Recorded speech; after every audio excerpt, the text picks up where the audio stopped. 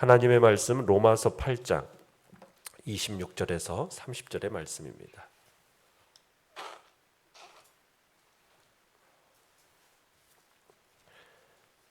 로마서 8장 26절에서 30절의 말씀 우리 한 목소리로 같이 읽도록 하겠습니다. 시작. 이와 같이 성령도 우리의 연약함을 도우시나니 우리는 마땅히 기도할 바를 알지 못하나 오직 성령이 말할 수 없는 탄식으로 우리를 위하여 친히 간구하시느니라. 마음을 살피시는 이가 성령의 생각을 아시나니 이는 성령이 하나님의 뜻대로 성도를 위하여 간구하심이니라. 우리가 알거니와 하나님을 사랑하는 자 곧 그의 뜻대로 부르심을 입은 자들에게는 모든 것이 합력하여 선을 이루느니라. 하나님이 미리 아신 자들을 또한 그 아들의 형상을 본받게 하기 위하여 미리 정하셨으니 이는 그로 많은 형제 중에서 맏아들이 되게 하려 하심이니라. 또 미리 정하신 그들을 또한 부르시고 부르신 그들을 또한 의롭다 하시고 의롭다 하신 그들을 또한 영화롭게 하셨느니라. 아멘. 오늘 말씀의 제목은 성령님과 하나님의 도우심이라는 제목으로 말씀을 나눕니다. 바울은 고난 속에서 탄식하는 그리스도인에게 오늘 말씀에서는 두 가지 위로를 전하고 있습니다. 첫 번째 위로는 우리는 혼자 기도하는 것이 아니라는 거예요. 우리가 고통당할 때, 그래서 기도할 때 우리를 도우시는 성령님이 계십니다. 두 번째 위로는 어떤 고난 속에서도 하나님은 선을 이루신다. 이게 우리에게 고난 속에서 탄식하는 우리들에게 주시는 위로죠. 내용관찰 문제 1번 보시면 고난 속에 있는 우리를 위해 성령님께서 하시는 일은 무엇입니까?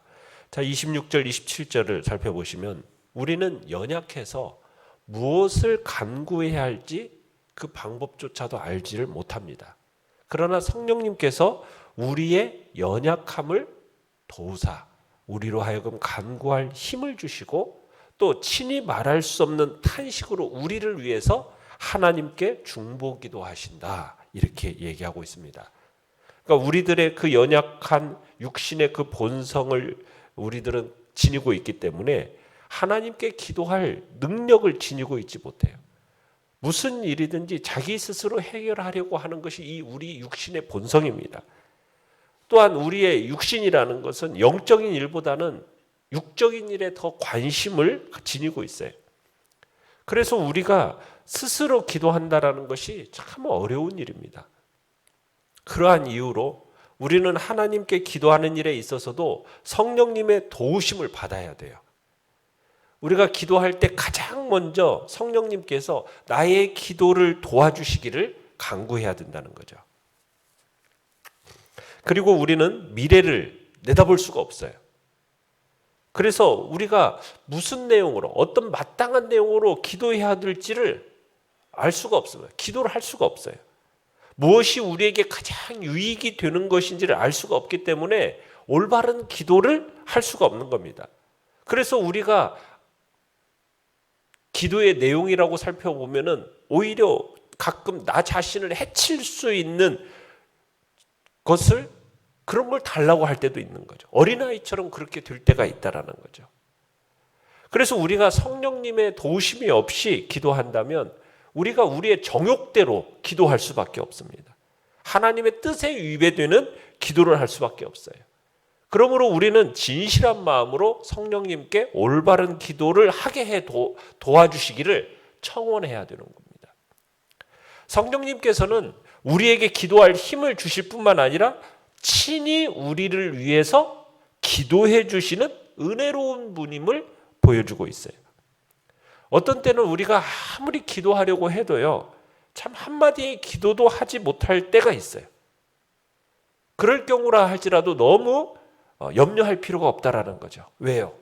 그럴 때에 성령님께서 무한한 탄식으로 우리를 위해서 대신 간구해 주시기 때문이라는 거죠. 그러면 하나님께서는 그 탄식을 들으시고 응답해 주신다는 거예요. 하나님이 우리를 위하여 간구하시는 그 성령님의 생각을 아시기 때문입니다. 성령님께서는 하나님의 관심사를 잘 알고 계세요. 그러면서 우리와 함께 간구하세요. 하나님의 관심사와 우리의 관심사가 하나가 되도록 우리를 이끌어 주시는 분이 바로 성령님이신 거죠. 그래서 우리가 성령 안에서 드리는 기도, 그 기도만이 하나님을 기쁘시게 해드리는 기도요, 하나님께 연락이 되는 기도인 것입니다. 자, 내용관찰 문제 2번을 보십시오. 자, 고난 속에 있는 우리를 위해 하나님께서 하시는 일은 무엇입니까? 자, 28절을 보시면은 하나님을 사랑하는 자, 곧 그의 뜻대로 부르심을 입은 자들에게는 모든 것이 합력하여 선을 이루느니라. 그러니까 하나님께서는 우리에게 일어나는 모든 것들을 합해가지고 결국에는 선을 이루게 만드시는 분이시다라는 거죠. 자, 구체적으로는 하나님은 무엇을 어떻게 합력하여 선을 우리에게 유익하도록 만드시는가? 우리가 충성에 대해서, 우리의 충성에 대해서 선을 이루게 하십니다. 우리가 하나님을 위하여, 교회를 위하여 헌신하고 충성하면요, 여러분, 하나님은 더욱 충성할 수 있도록 우리에게 더 풍성한 것들로 채워주십니다. 그 다음 우리가 당하는 그 고난을 신앙의 성장의 계기로 만들어주시는 분이세요. 하나님은 우리의 연약함마저도 우리에게 유익이 되도록 섭리하신다는 거죠. 전능하신 하나님, 그분은 모든 것들을 합력하여 선을 이루시는, 우리에게 유익을 주시는 분이십니다. 우리는 결국 하나님께 그 성공적인 신앙의 삶을 보장받은 존재들이라는 것을 기억하시길 바랍니다. 그렇기 때문에 여러분, 어떤 일을 만난다 할지라도 결국 하나님께서 모든 일을 합력하여 선한 결과를 우리에게 주실 것이라는 그런 확신 속에서 우리는 마음의 평안을 누리며 이 땅을 살아갈 수 있게 되는 거죠. 연구와 묵상 문제 3번입니다. 바울이 하나님께서 선을 이루신다고 말하면서 하나님의 구원 사역에 대해 이야기하는 까닭은 무엇일까요? 자, 하나님께서 반드시 선을 이루신다, 이것을 확신시키기 위해서 바울은 우리의 구원이 얼마나 확실한 것인가, 이것을 지금 덧붙여서 말하고 있는 겁니다.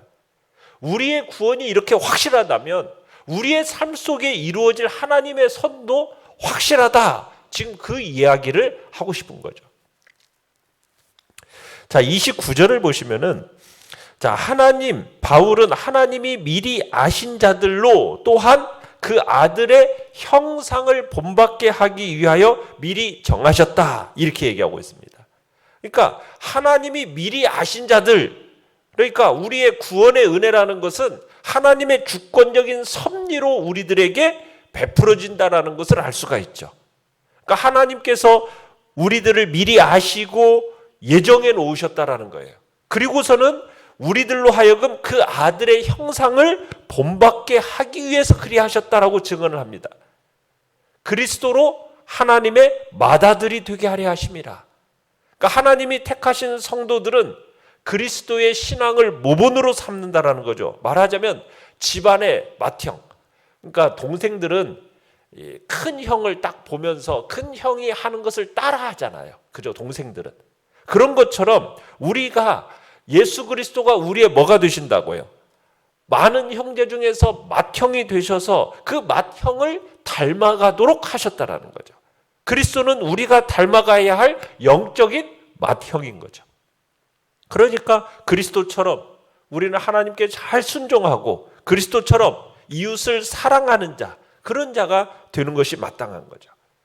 결국 여러분, 누가 성도냐? 그의 인품 속에서 예수 그리스도의 향기가 풍기는 사람, 그리스도의 형상을 마음으로 닮아가는 사람, 이 사람이 바로 하나님께서 택하시고 부르신 성도라는 사실을 알 수가 있는 겁니다. 자, 그러면서 30절에 보시면 하나님께서 미리 정하신 그들을 부르신 그들을 또한 의롭다 하시고, 의롭다 하신 그들을 궁극적으로는 영화롭게 하신다, 이렇게 증언하고 계세요. 자, 미리 정하신, 그러니까 하나님은 영원 전부터 구원받을 성도들을 예지하시고 예정해 놓으셨습니다. 하나님은 창세전에 이미 구원받을 성도들을 미리 아시고 구원받도록 예정해 놓으셨다라는 겁니다. 그러니까 구원이라는 것은 하나님의 주권적인 섭리로 이루어진다는 사실을 우리가 알 수가 있는 거죠. 자, 그렇게 미리 정하신 그들을 그 다음에 어떻게 하신다고요? 부르시고 하나님께서 부르십니다. 성도들을 그분의 섭리를 통해서 부르시는데 이걸 소명이라고 그래요. 소명. 부르신다. 그리스도를 알게 그분을 믿고 신앙생활을 할 수 있도록 되어진 것은 하나님이 나를 부르셔서 되어진 결과인 거죠. 하나님께서 먼저 우리를 불러주셨기 때문에 이 일이 가능한 거예요. 내가 하나님을 부른 게 아닙니다. 내가 하나님을 찾은 게 아닙니다. 하나님이 미리 정하시고 나를 불러주셨기 때문에 내가 이 자리에 있을 수 있는 것이고 내가 구원의 자리에 서게 된 것이죠. 그 다음으로 하나님이 부르신 그들을 어떻게 하셨다고요? 의롭다 하셨다고 얘기했어요. 예정이라는 것은 출생하기 전 영원전에 하나님이 이루어주신 구원의 과정입니다. 그리고 나서 그 예정한 이들을 불러주셨고 또 부르신 사람들을 그리스도를 구주로 믿게 하심으로 말미암아 의롭다 하신 섭리가 현재 우리의 삶에서 일어나는 구원의 과정이죠. 이 의롭다 하심을 통해서 옛죄가 우리의 모든 죄가 다 용서받았고 예수 그리스도처럼 우리를 의로운 자라 여겨주셔서 이제는 하나님과 더불어 화목한 교제를 할 수 있는 복된 자리에 우리가 이르게 된 것입니다. 그렇게 의롭다 하신 그들을 또한 어떻게 하셨습니까? 영화롭게 하셨다라고. 이 영화롭게 하셨다라는 구원에는 현재와 미래가 동시에 드러나 있습니다. 먼저는 하나님의 영이신 성령을 우리에게 주시고 하나님의 자녀라는 신분을 주심으로 말미암아 우리를 영화롭게 하셨습니다. 그러나 이 은혜만으로는 우리가 온전한 구원을 얻지 못합니다. 그러므로 우리를 이 세상에서 사는 동안 점점 그리스도를 닮아가는 거룩한 존재로 만들어가고 계세요. 이 과정을 가리켜서 뭐라고 하냐? 성화라고 해요. 성화. 거룩하게 되어져 간다라는 거죠. 이 성화의 과정을 거쳐서 우리가 어느 자리에 이르게 됩니까? 영화의 자리에 이르게 됩니다. 영화라는 것은 무엇입니까? 이 성화의 과정 이후에 예수 그리스도께서 이 땅에 재림하시면은 우리 성도들이 신령한 몸을 덧입게 되죠. 영광스러운 하늘의 몸으로 부활시켜 주셔서 천국의 영광을 우리에게 입혀 주실 것입니다. 이게 바로 마지막 구원의 섭리요, 바로 성도를 영원히 영화롭게 만드는 일인 거죠. 그래서 우리의 구원의 섭리는 어떻게 보면 이와 같은 은혜의 사슬로 되어 있습니다. 우리를 예정하시고 우리를 부르셔서 우리를 칭의, 의롭다 여겨주시고 의롭다 여겨주신 우리를 성화, 거룩하게 이 땅에서 만들어 가셔서 마침내 영화, 영광스러움으로 우리를 초대하시고 만들어 가시는 그 놀라운 구원의 섭리, 이게 우리에게 연결된 은혜의 사슬인 거죠. 이 모든 것들이 합력하여 선을 이루어 간다. 우리의 구원이 이렇게 이루어져 가는 것처럼 우리에게 주어지는 고난이라는 것도 결국 마침내는 무엇을 이루어 줄 거다? 선을 이룰 거다라는 확신을 가질 것을 우리에게 말씀하고 있는 겁니다. 느낀 점 4번입니다. 고난 속에 나를 홀로 두지 않고 도우시는 성령님과 하나님이 계시다는 사실을 묵상할 때 어떤 느낌이 듭니까?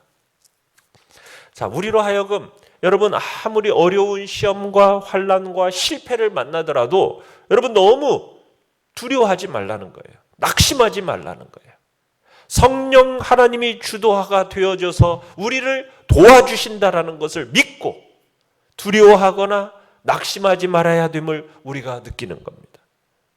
성령 하나님의 도우심과 그분의 인도가 없다면 우리는 하나님의 그 기도 응답을 받는 것조차도 할 수가 없는 연약한 존재라는 사실을 또한 우리가 알아야겠죠.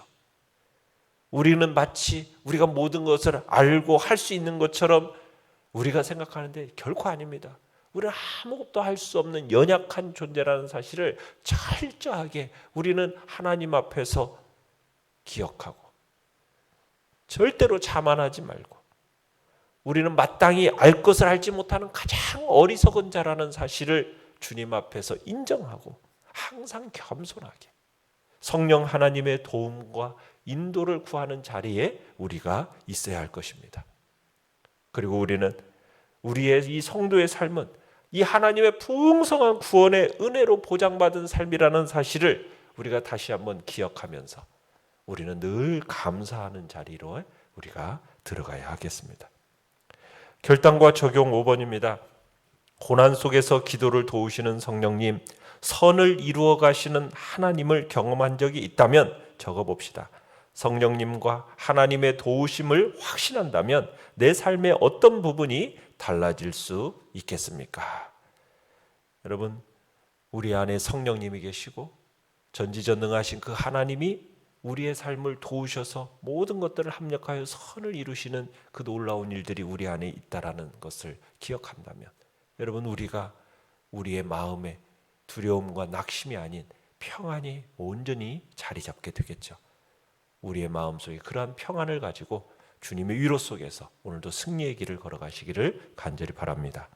오늘의 기도 같이 읽겠습니다. 시작. 저를 위해 간구하시는 성령님 감사합니다. 오늘도 제 연약함을 도우시는 주님을 경험케 하소서. 아멘. 말씀을 생각하면서 기도하시고요.